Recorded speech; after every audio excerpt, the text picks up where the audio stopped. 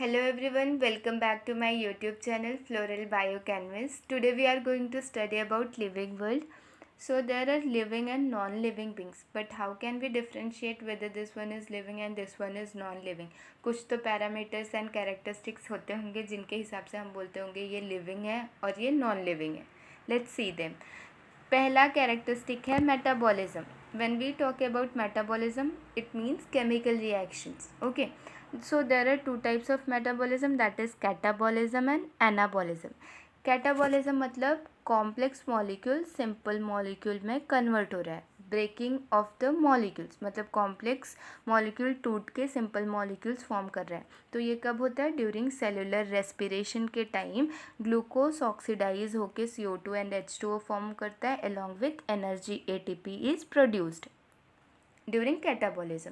When we talk about anabolism, then anabolism मतलब simple molecule से complex molecule बनता है.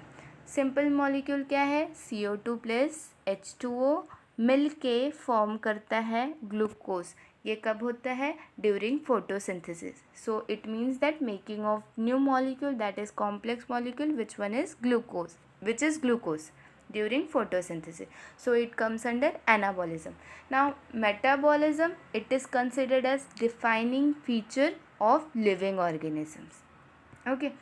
The second feature is growth. Growth means increase in size, weight, volume of an organism. जब भी living organism में growth होता है तो it is inside growth. Means एक बच्चा जब बड़ा होता है तो उसके अंदर जो ग्रोथ हो रही है because of cell division, so it is inside growth. But when we talk about non living beings, तो उसमें कैसा कि अगर हम माउंटेन्स को कंसिडर करें या सैंड माउल्स को कंसिडर करें, माउंट्स को, तो उसमें भी ग्रोथ हो रहा है, but that growth is external growth. और वो ग्रोथ कैसे हो रहा है? Due to the deposition and accumulation of that layers on to it. So mountain भी ग्रोथ दिखा रहा है, सैंड माउंट्स भी ग्रोथ दिखा रहा है. It is external growth. Now growth is not considered as a defining feature of living organism because there are growth in living and non-living.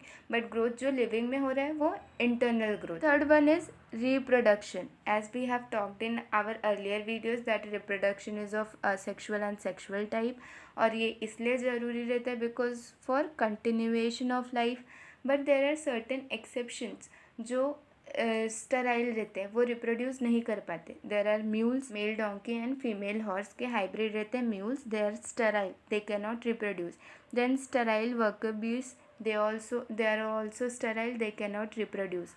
Infertile human couple, they cannot reproduce. So reproduction is also not considered as defining feature of living organisms. The next one is consciousness and respond to stimuli. इसका मतलब होता है like whatever is happening in our surrounding whether we are aware of it और not. हमारे आजू बाजू क्या हो रहा है, ability to sense of the surrounding and to respond to these environmental stimuli. हम रिस्पॉन्ड कर रहे हैं, जैसे कि कोई गर्म चीज़ है, हम हाथ लगाए तुरंत हाथ ले रहे हैं उधर से बिकॉज दैट इज़ हॉट, तो हम अपने आप को बचा रहे हैं.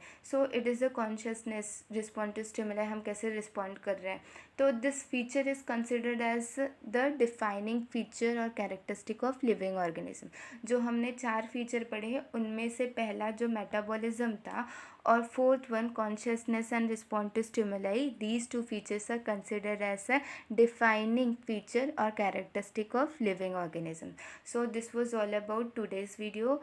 If this video was helpful to you, please hit the like button and subscribe to my channel for more such videos. Thank you.